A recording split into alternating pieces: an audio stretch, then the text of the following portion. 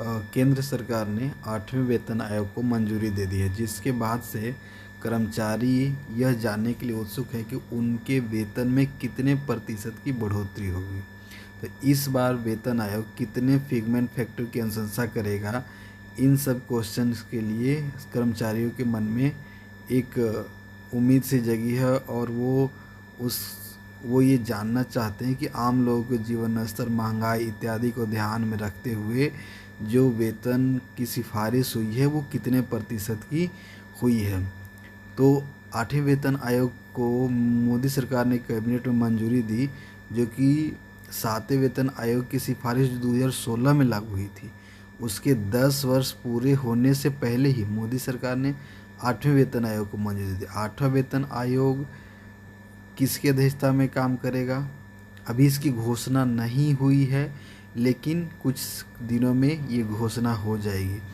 मौजूदा सरकार ने अभी 8वें वेतन आयोग के तहत केंद्रीय कर्मचारियों के लिए वेतन वृद्धि के प्रतिशत के भी कोई स्पष्ट जानकारी नहीं दी है, लेकिन जिस मीडिया रिपोर्ट में कहा जा रहा है कि फिगमेंट फैक्टर 2.57 से 2.86 तक हो सकता है।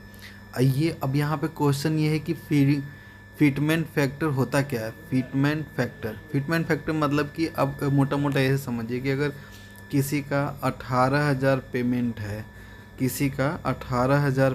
है, सपोज डेट 18,000 बेसिक सैलरी है, और उसमें 2.57 से 57 का फिगमेंट फैक्टर लगता है, तो उसकी सैलरी कितना हो जाएगी 46,260। इसी तरह से अगर यहाँ पे फिगमेंट फैक्टर 2.80 लगता है तो कितना हो जाएगा 50,400 रुपये। तो यही है, मोटा मोटी ये है कि आपका जो है वो उतना से मल्टीप्लाई हो जाता है बेसिक सैलरी में। और इसके साथ क्या होता है, बेसिक सैलरी तो बढ़ती ही है, उसके साथ टीए भी बढ़ता है, और जो एचआरए मिलता है वो भी बढ़ते हैं।